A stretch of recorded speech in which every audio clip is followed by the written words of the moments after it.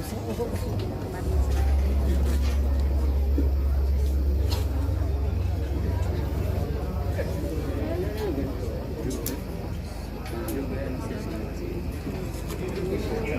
pewayangan Noyo katur Ki Dalang Ki Anom Dijokangko Sarjana Seni sinambung gemelari pinggit sedalun atas kandhe lampahan Noyo Rono Wisudo sagung mertamu sugeng dalu wilujeng mirsani ngantos paripurnaning pahargyan.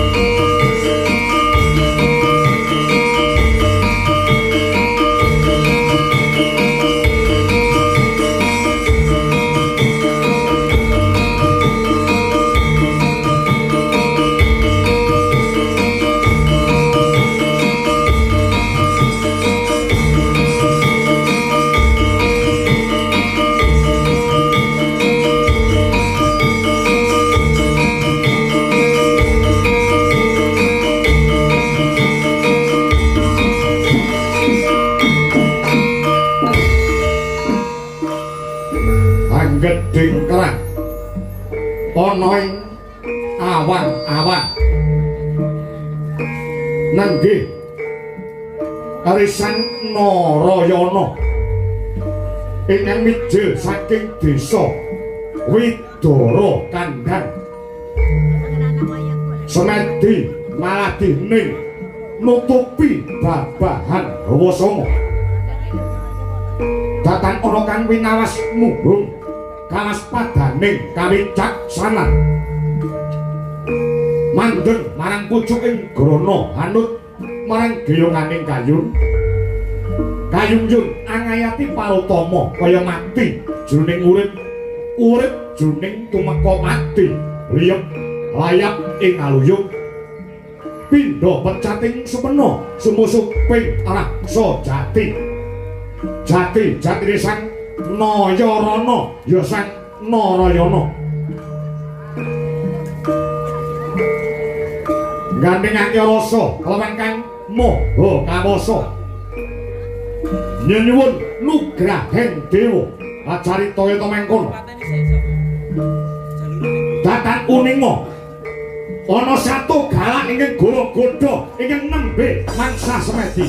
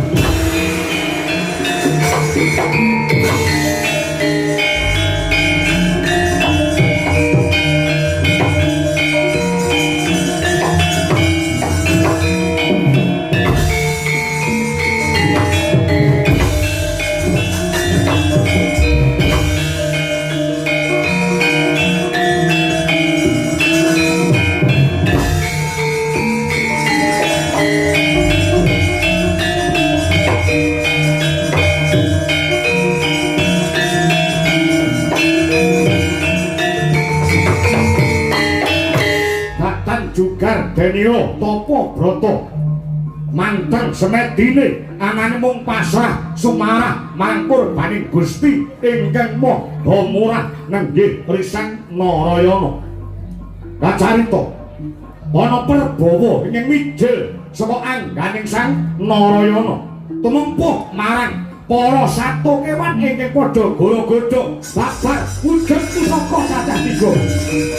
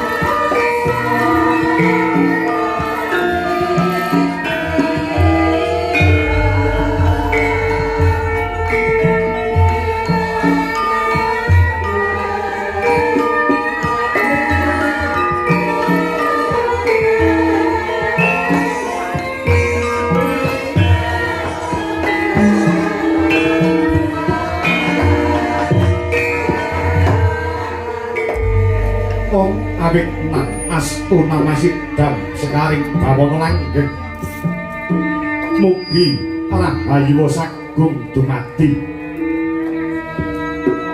sesraku nggih Narayana kawon wulu wonten pangendikane ngadhawuh Bapak Penemban Begawan Patmanaba njugaraken anggen kula nedeng teteki yoga brata Narayana kaya dene wong ujian jeneng kita wis lulus Satawana utawa kewan galak sing cacahe ana 3 minangka ujian minangka panggoda pangrencana parandene jeneng sira kanthi tetek tatak tangguh lan tanggon ora jugar yen kita tapa brata kepara saya manteng saya pasrah marang kurbaning Gusti satemah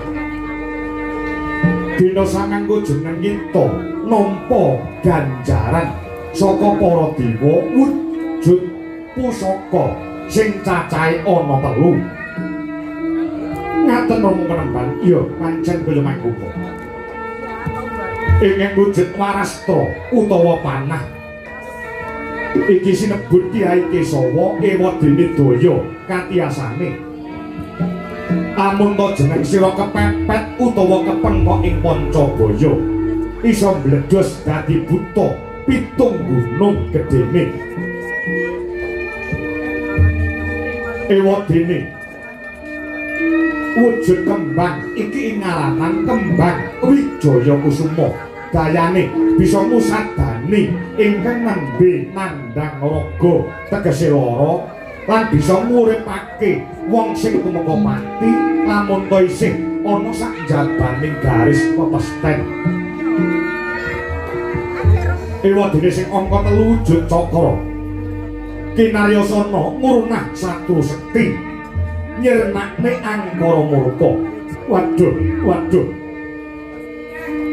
Ora mau nembang. Bejo kemayangan gesang kula dene pinarcaya dening para dewa. Pundi pusaka ingkang saklengkung ampuh kagila-gila. Iya ya, Narayana. Nganggo srana pusaka telu iki jeneng kita kudu bisa netepi tapa ngrame tegese suka sadyantu marang sama samane urip kang butuhake pambiyantu kita. Nuwun sewu. Ora mau menembang. Menapa iki kedah kula tindakaken kamruhana? Dina iki negara Mandura ya negaramu ana sing bakal ngancam ngincim kalibawane Ratu Gustimu Prabu Basudewa. Ora ana liya atmajaning pribadi si Kangsa Dewa ya sang Baspara Kangsa. Kepara dina samangkono adon-adon jago menungsa kang kagelar ana ing alun-alun negara Mandura. Ya nganggo pusaka cacah ana 3 iki jeneng sira kudu sabyantu buat repote negaramu Mandura.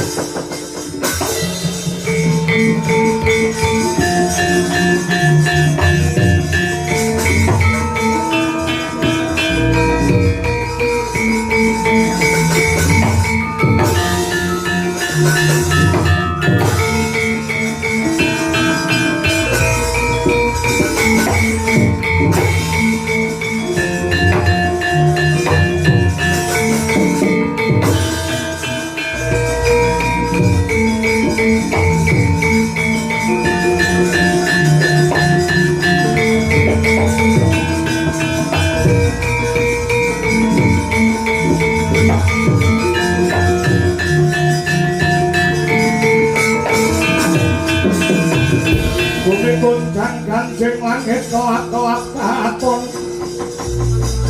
legin sanging ngalis risang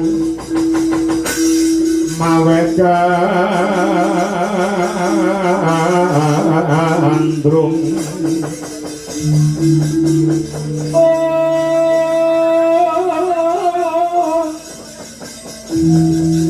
risang mawet gandrung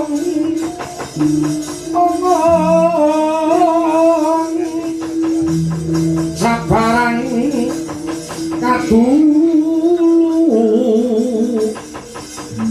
tuker moyak maye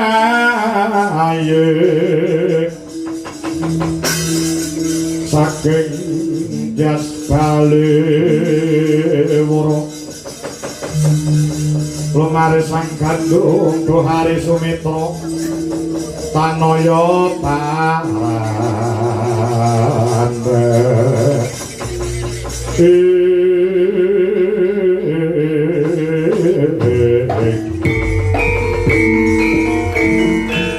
ana pandhita karya mancing pindha pindha mumbang ajak ing taman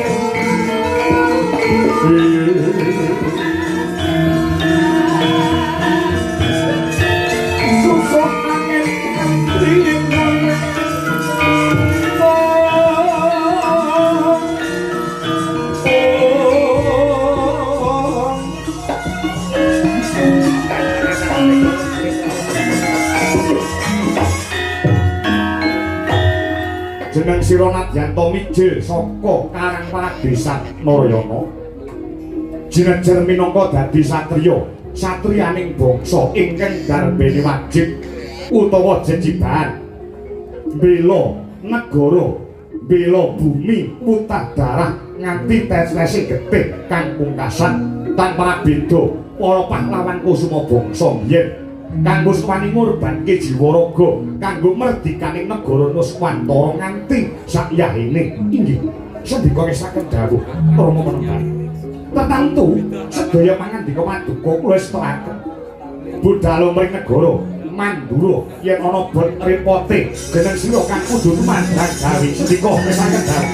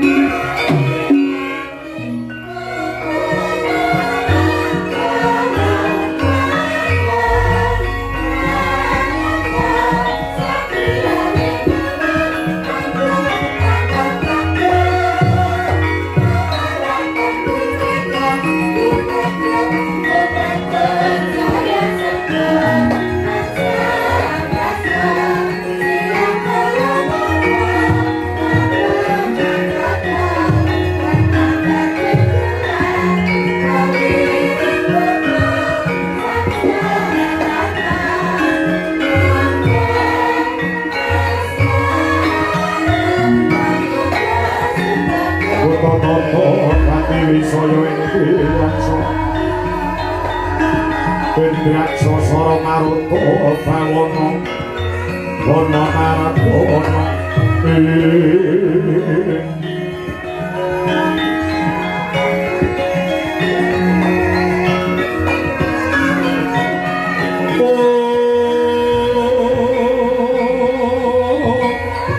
Setrum jero tambah omahe romek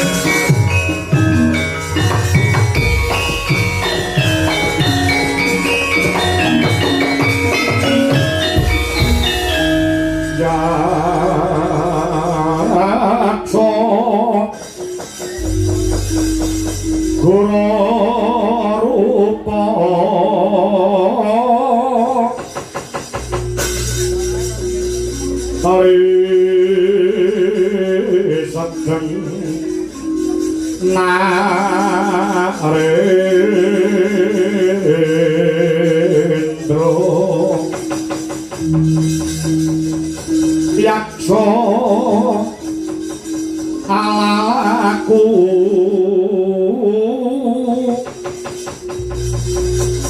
kang mawaleng kang gambira marang hangise siyung metu Prabowo Goro mawali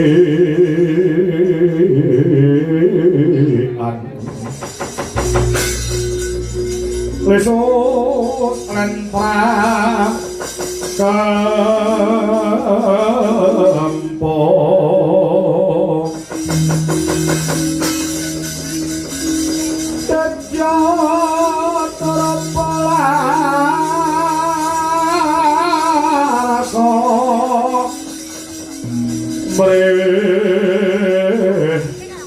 coronane awan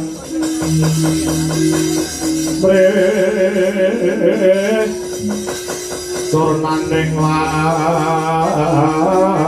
awan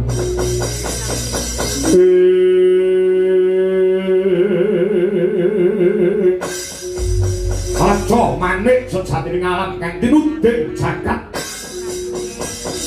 Paman Surati Mantra non wonten pangandika ingkang adhawuh angger anak Adipati Baspara Kangsa pirangane sasi kepungkur kowe crita awakku yen to Ratu Mandura sing jenenge Basudewa kae mung bapakku sambung ya lakar kados mekaten lugunipun paduka mliwat majane Gusti kula Nalendra ing Guwa Prabu Gorawangsa.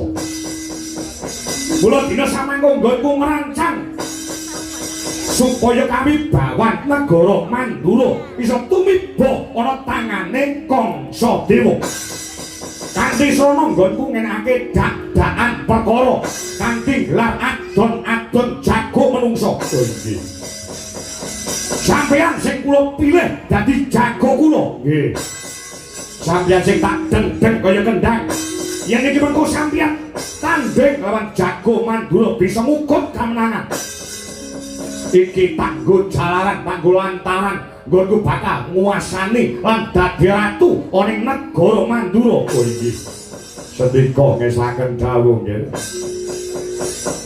Yen aku dadi ratu patriye kowe paman Surang Mantra sedika wonten paribasan rek gambar kucing kula nderek wonten pinggir sedaya sedya paduka kula anjurung supados mrih sembodo kang jinangka katekan kang ginayu sampean kudu rasa sampean kudu kuat sampean kudu sekti iki mengko dina iki uga bakal tanding yuda lawan jago saka negara Mandura. Oh nggih sampun nguwatosaken dumateng kula sinten ingkang boten ngertos kadigdayan kula. Kula menika sekti Mandra Guna Prawira Jaya Palagan. Paribasanipun tinatah mendhat jinara menter pinaku bedal. Binedil jundil aja menika lamake manungsa nadyanto dewa medun gawa gawan bledhek boten badhe iso ngalahne kegiatan pun surati mantra. Aja sumbar ndak aber sendika. Aja kakean janji ning bukti sendika ngesaken dawuh. Ora ana liya uga iki mengko bakal goleki buron laronku. Kabar sing sumebar Basudewa sing jare bapakku kuwi duwe anak cacahe ana 3. Jenenge Kakrasana Narayana kang sarta lara ireng. Kanthi tontonan adon-adon jago kang digelar ana ing alun-alun iki mengko mbok menawa bisa dadi jalaran nggonku goleki anak ratu Mandura sing sejati sing dina samangko disingirke sing dina samangko didelekke. Oh nggih saking kawuh budal dina iki ning alun-alun negara Mandura sedika monggo kula dherekaken nggih.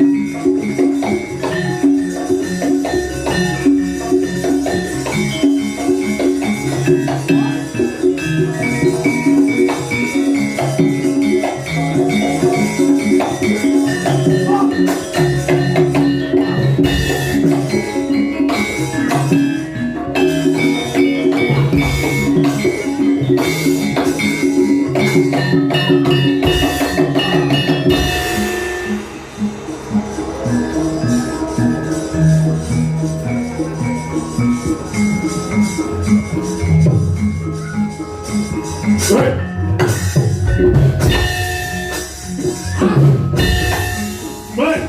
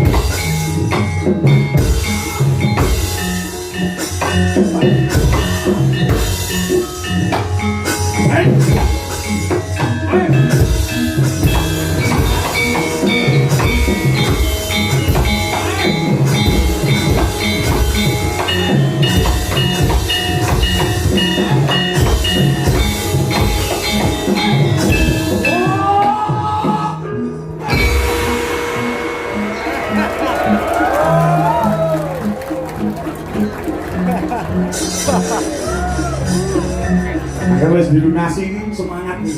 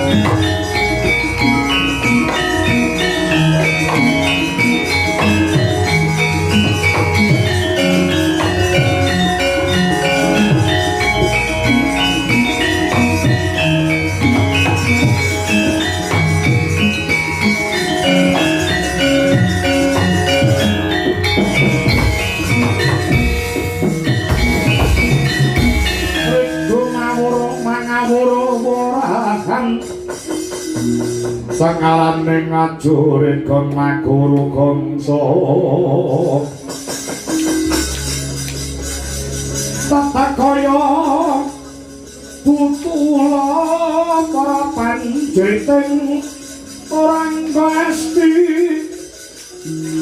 mewang cuaca kang kakiter kata ingkang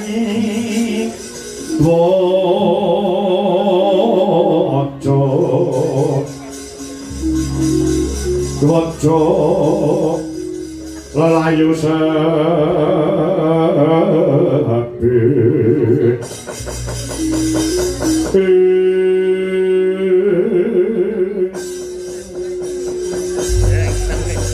Paman Gosino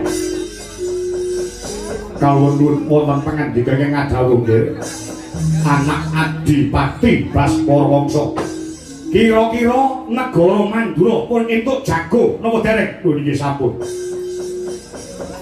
wonten wingking kula menika jago saking negari Mandura namine namipun Bratasena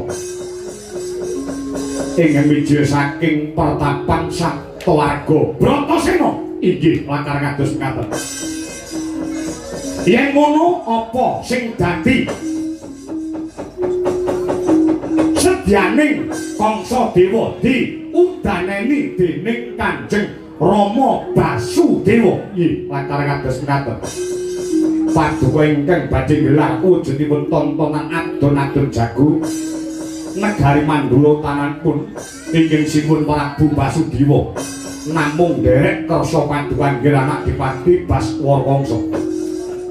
Tontonan iki langka utawa langka urung nate kagelar ana ing alun-alun negara Mandura. Mula sing do nonton sing padha mirsani nganti kebak papan palenggahan bae ora muat nggo ngadahi para sing padha kepengin nonton kaya ngapa to gayenge kaya ngapa to regenge adon-adon jago wingi. Lajeng kersanipun gandeng sing nonton akeh. Iki ora gate ora sithik. Pripun? Bengi iki ora gate ora sithik. Yen perlu kliwat saka 100 yuta kula nek ora ditotohi ora regeng. Nek ora nganggo totoan ora gayeng. Totoanipun 1 miliar sampean wani wantun. 10 miliar wantun. 1 triliun wantun. 200 triliun wantun. Dojok wantun. Praon wantun. Nek sampean wani terus dipolke dipentokne sisan. Dipentokne kados pundi? Totoane dipolke. Bur manuk. Bur manuk mriku tegesipun. Bur manuk iki tegese nganti jago saka negara Mandura. Sinten mau? Bratasena. Bratasena ingkang tumeka pati wonten ing Blabar kawat janget Cilencang. Ratu Mandura Kanjeng Rama Basudewa kudu lunga ngadeg tanpa nggawa bondo minggat saka negara Mandura. Kosok baline ning nganti jago kula Paman Surati Mantra sing kalah sing mati wonten ing Blabar kawat mboten namung bumi Sengkapura gulu kula udoke. Totoane negara nggih, totoane nyawa nggih. Nek nganti wong Mandura rawani, Mandura cireh getih wedi mati. Piye Bratasena? Apa? Totoane negara nek kowe kalah rubuh negara Mandura. Wani apa ora? Wani. Wani toto nyawaku. Sepiro bakane buta jago saka Sengkapura. Sing cangkeme merongos. Awake lemu akeh mangan ora urung. Gampang tak rubuhke. Iki totoane negara, aja kuwatir. Nyawaku tak korban negara Mandura yen perlu. Pripun, Mas? Wani nopo mboten? Nggih, pantun. Kula kondeli janji sampeyan.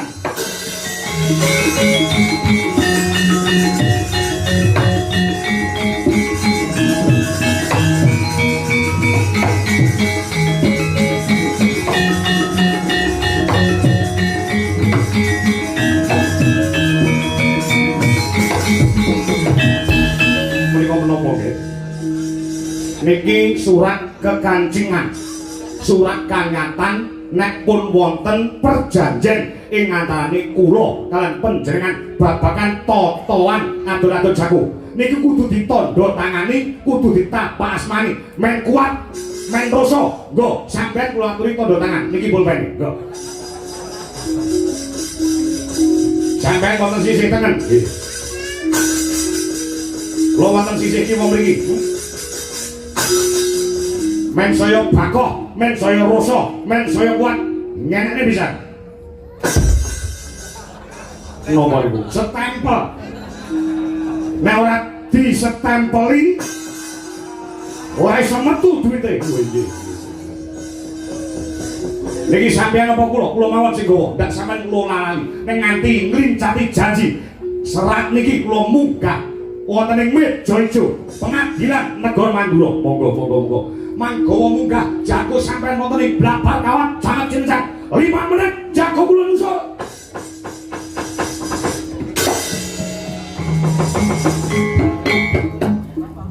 Bratasena Indonesia Bro. Ya, aja kuwatir. Kowe kudu menang. Ya. Ora bakal Brahmasena kalah tanding karo dapure buta sing ngengeh. Ayo munggah ana ing blabar kawat. Yo.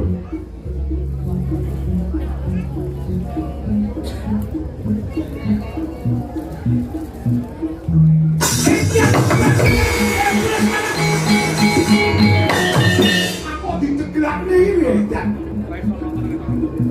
Kemendel kowe, Brahmasena. Malah turu boten.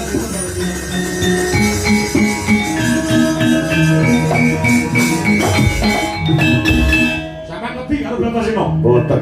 Kok merem? Awan wau kula melek bengi melek. Ya kenten niku jan mripat kaya dipulut.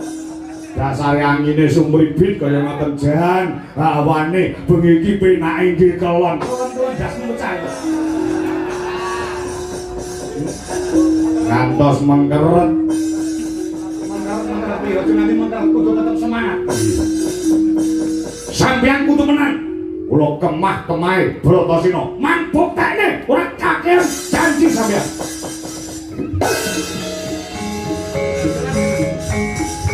Hei, kono lho. Ae nang kene ra.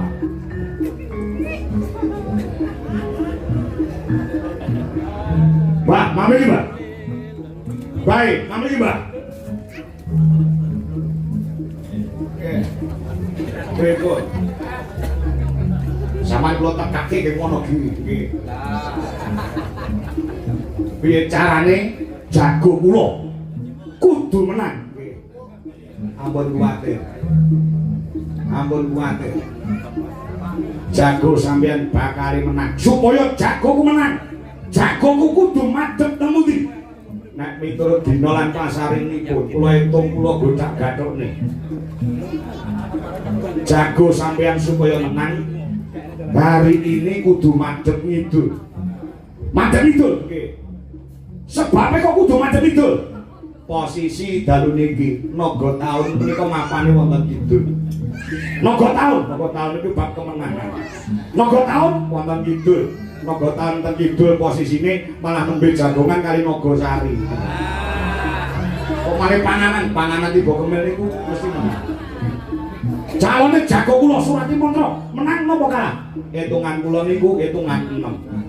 Hitungan 6. Nggih. Hitungan 6 oke menangi timbang kare yo dihitung bareng-bareng. 1 menang, 2 kalah, 3 menang, 4 kalah, 5 menang, 6 menang. Menang. Kudu mangan kula mesti menang jago sampeyan. Loh, iki nggih iso tuku rokok lah, apa to niki? Pokoke karo sapa ae dadak ngekeki dhuwit barang. Niki nggih iso tuku ya. Lah rasa repot-repot. Purun apa mboten purun rezeki. Nampi rezeki niki mboten saos. Sae kok saos.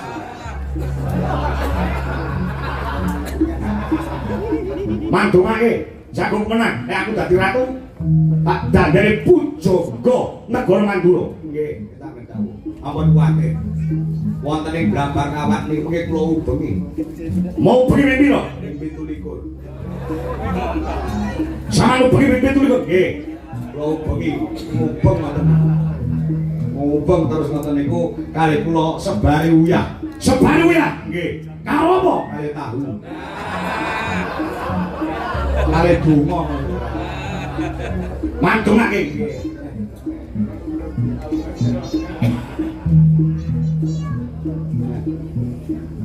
Wong pangkat goblok iki. Ngapusi barang lakros. Perkara menang karo kalah ora urusan sebab nganggo entuk dhuwit. Dasare nek kok dadi duda iki wis suwe enek 17 tahun. Umume enek rezeki. Jare kabare kok enek pejotan cah wedok geleman udakara umure 20 tahun. Kok menawa kena ditanjake wong timbang dadi akeh.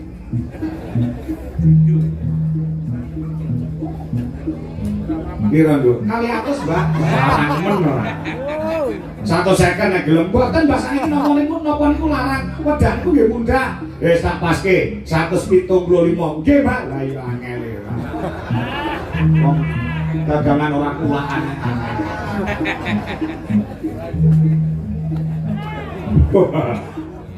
Wih, wih, ya.